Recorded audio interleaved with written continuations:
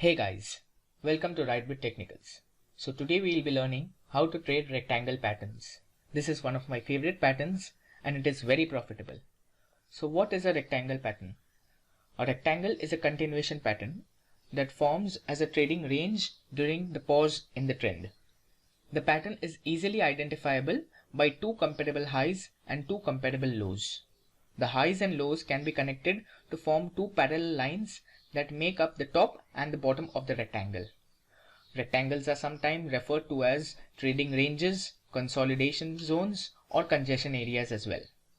There are similarities between rectangle and symmetrical triangle, while both are usually continuation pattern. They can also mark trend significant tops and bottoms as well. As with symmetrical triangle, the rectangle pattern is not completed until a breakout has occurred. Now let's discuss some key data points to spot a perfect rectangle pattern. First, touch points. There should be at least 4 touch points, that is 2 on either side of the horizontal lines. Second, trend. To qualify it as a continuation pattern, there should be a prior trend in place. Third, volumes. Large volumes during the breakout gives a great confirmation of a big move. Fourth is duration. The duration of the triangle should be more than 3 weeks. Anything lesser than 3 weeks is termed as flag. The longer the triangle, better would be the post-breakout performance. Fifth is breakout.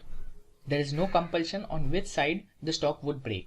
It may break its support or its resistance. Sixth is retest. Retracing back to the breakout level is known as retest.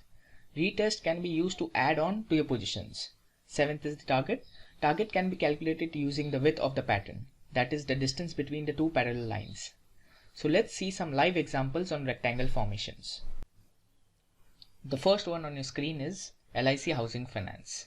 I have drawn a rectangle on the stock. The stock was in this formation for almost 1.5 years. The stock broke out in mid-2016.